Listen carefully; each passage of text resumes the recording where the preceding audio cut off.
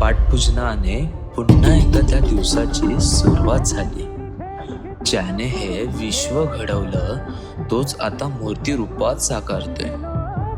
जिथे जिथे मन जातं तिथे तिथे तुझं अस्तित्वच जाणवतं आणि आता त्या अस्तित्वाला पुन्हा एकदा डोळ्यांनी पाहण्याची वेळ आली. यंदा मात्र काहीतरी वेगळं आहे. 21 फुटांच्या नव्या अवतारात आपला बाप्पा येतोय. पोटात माझ्या मायनार